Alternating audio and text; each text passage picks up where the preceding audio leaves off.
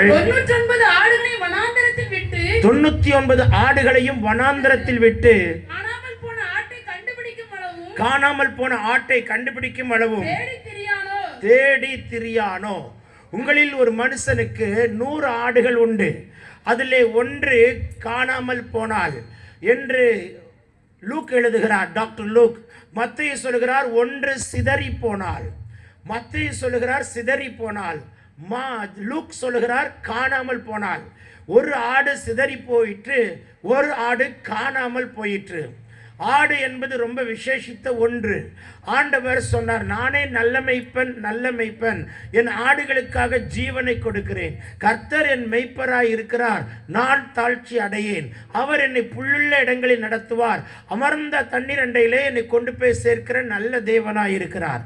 100 ஆடுகள் உண்டு, அதிலே ஒன்று சிதறி போய்விட்டது என்று மத்தேயு சொல்கிறார், ஒன்று காணாமல் போய்விட்டது என்று டாக்டர் லூக் சொல்லுகிறார்.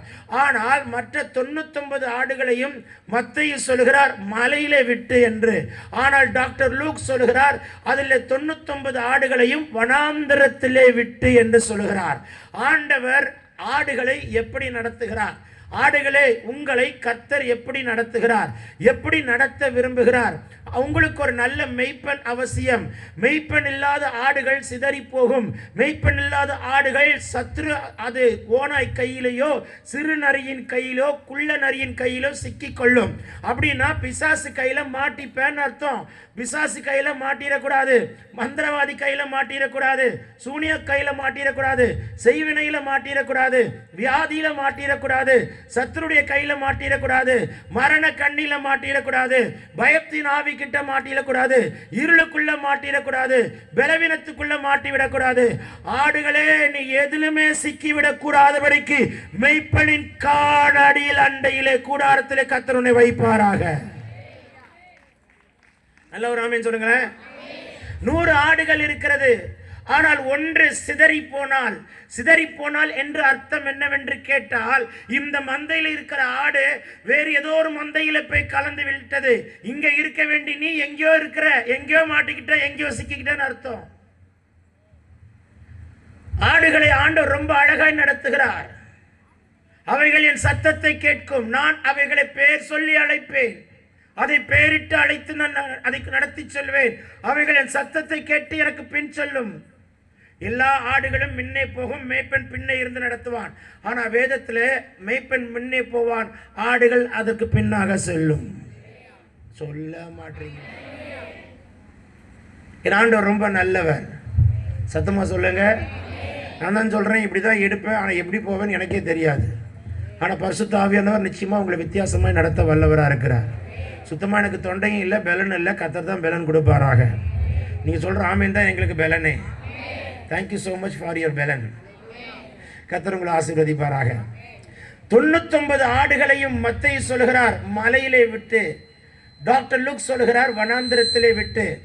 பத்திரமா இருக்கிற ஆட்டை 2 விஷயத்தில் நடத்துவார். காணாமல் போன ஆட்டுக்காக அலைந்து திரிவார். இதனுடைய சாராம்சத்தை நான் பின்னாலே சொல்ல விரும்புகிறேன். ஆனால் இப்பொழுது ஆண்டவர் உங்களோடு பேசுகிற வார்த்தை, நீங்கள் வனாந்திரத்திலே விடப்பட்ட ஆடுகளா, மலையிலே விடப்பட்ட ஆடுகளா? நீங்கள் வனாந்திரத்திலே விடுவார், உங்களை மலையிலும் விடுவார். 2 விதத்திலே என் கர்த்தர் உங்களை நடத்துவார். God will lead you, guide you into the 2 path. ஒன்று வனாந்திரத்தில், இன்னொன்று மலைகளில். 2 அனுபவம் ஆட்டுக்கு அவசியம். 2 அனுபவத்திலே கர்த்தர் உங்களை நடத்தாமல் இருக்கவே மாட்டார். எல்லாரையும் இந்த அனுபவத்தில் நடத்துவார். ஆண்டவர் இரத்தத்தாலே கழுவப்பட்ட பிள்ளையே, உன்னை அவர் வனாந்திரத்திலே நடத்துவார். 2 விதமான வனாந்திரம் என்று சொல்லுவேன். ஒன்று கர்த்தர் வழி நடத்துகிற வனாந்திரம், இல்லை என்றால் 2வது நீங்களாய் சிக்கி கொண்ட வனாந்திரம். கர்த்தர் வழி நடத்துகிற வனாந்திரம் எப்படி இருக்கும், நீங்களால் சிக்கி கொண்ட வனாந்திரம் எப்படி இருக்கும் என்று 2த்துக்கும் ஒரு அடையாளத்தை காண்பித்து செய்திக்குள்ளே தொடர்ந்து போக கர்த்தர் உங்களுக்கு உதவி செய்வாராக. ஆமென் சொல்லுங்க.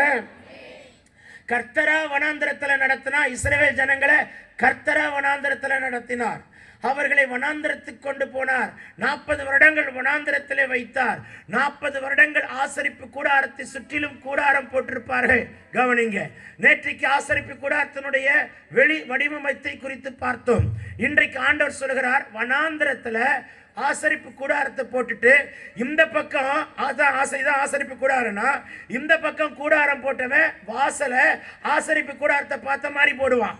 இந்த பக்கம் கூடாரம் போட்டவன் வாசலை ஆசரிப்பு கூடாரத்தை பார்த்த மாதிரி போடுவான். இந்த பக்கம் 3 கோத்திரத்தார் கூடாரம் போட்டிருப்பாங்க, வாசலை ஆசரிப்பு கூடாரத்தை பார்த்த மாதிரி போடுவான்.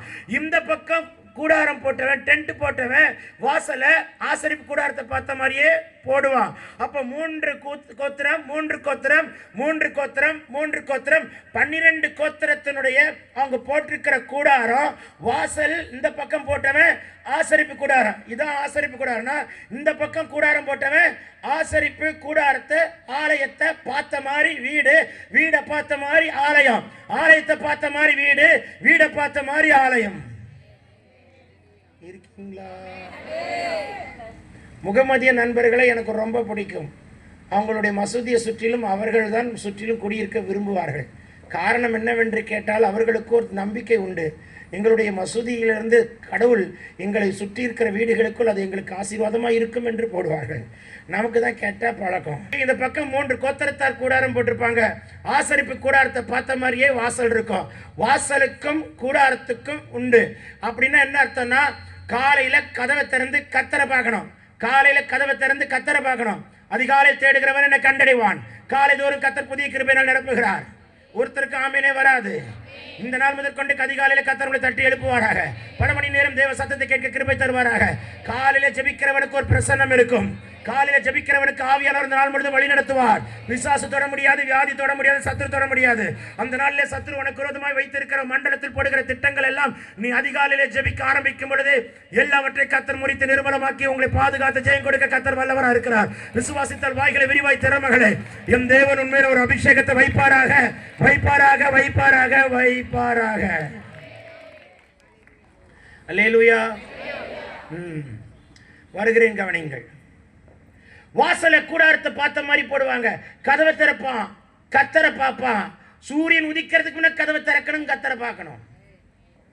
என்ன இருக்கீங்களா? மே மாசத்துல சூரியன் எப்போ உதிக்கும் தெரியுமா? எப்போ உதிக்கும்? 5 மணிக்கெல்லாம் உதிக்குது. இருக்கீங்களா? நான் கல்கட்டால இருந்த சூரியன் 4 மணிக்கெல்லாம் உதிச்சுட்டு. உண்மையை சொல்றேங்க, நானே ரொம்ப ஷாக் ஆயிட்டேன். 4 மணிக்கு எழுந்து பார்த்தா வெளிச்சமா இருக்கு. என்னடான்னு பார்த்தா மணி 4. ஆனா சூரியன் அப்பதான் அடுத்த பிரைட்னஸ் வந்து நிக்குது. போகட்டும். இருக்கீங்களா இல்லைன்னு தெரியல. என்னுடைய மனைவியோட அக்கா மகன் ஜெர்மனியில் இருக்கிறான். அவன் என்னடா டைம் கேட்டேன், நைட் 8 o'clockங்கிறான். ஆனால் ஈவினிங் 5 மணிக்கு வெயில் அடிக்கிற மாதிரி இருக்கு. இருக்கீங்களா இல்லையான்னு தெரியல. ஒவ்வொரு இடத்துல ஒவ்வொரு விதமான கிளைமேட் ஓடிட்டு இருக்கு. போகட்டும். ஆனால் வேதம் சொல்லுகிறது அதிகாலையில எழுந்து சூரியன் உதிக்கிறதுக்கு என்பதாக கதவை திறந்து கத்தரை பார், கத்தரை பார், கத்தரை பார், கத்தரை மட்டும் பார், தேவனை பார். பார்த்துட்டு அங்க பார்க்கணும், இங்க பார்க்கணும், அவரை பார்க்கணும், இங்க இங்க என்ன தெரியுமா அர்த்தம்? வாசலுக்கு முன்ன என் கர்த்தர் உனக்கு ஒரு மன்னாவை போட்டிருப்பார், உனக்கு ஒரு மன்னாவை போட்டிருப்பார். தேனிட்ட பணியாரத்துக்கு சுவை உள்ள ஒரு மன்னா. சொல்லுங்களேன். அந்த நாளுக்குள்ள மன்னா, நான் சொல்ற மன்னா கர்த்தருடைய வார்த்தை, வார்த்தை, வார்த்தை, வார்த்தை. சொல்ல மாட்டீங்களா? ஆதியிலே வார்த்தை இருந்தது, இந்த வார்த்தை தேவனிடத்தில் இருந்தது, அந்த வார்த்தை தேவனாய் இருந்தது, இந்த வார்த்தை மாம்சமாக கிறிஸ்துவாய் வெளிப்பட்டது. அந்த வார்த்தை சொல்ல மாட்டீங்களே. வார்த்தையினாலே கர்த்தர் உண்டாக்குறார். வாயிலிருந்து புறப்படுகிறதெல்லாம் கர்த்தருடைய வார்த்தையாக மட்டும்தான் இருக்கணும். பிள்ளைங்களுக்கு என்ன சொல்லி கொடுக்குறீங்களோ இல்லையோ, வசனத்தை சொல்லி கொடுத்து வளர்த்துங்க. பின்னால உங்க பிள்ளைகள் சாட்சியா வைப்பார். பிசாசு தொட முடியாது. ஆமென் சொல்ல மாட்டீங்களா? காலையில் எழும்பணும், வாசலை திறக்கணும், கர்த்தரை பார்க்கணும், வார்த்தை எடுக்கணும். காலையில் எழும்பணும், வாசலை பார்க்கணும், திறக்கணும், கர்த்தரை பார்க்கணும். சூரியன் உதிக்கிறதற்கு முன்பதாக. ஆக்சுவலா மன்னாக்கு ரியல் மீனிங் என்ன தெரியுமா? வேதம் சொல்லுகிறது, யாத்திராகம் 16:15 நினைக்கிறேன். இது என்ன? வாசிங்க 16:15.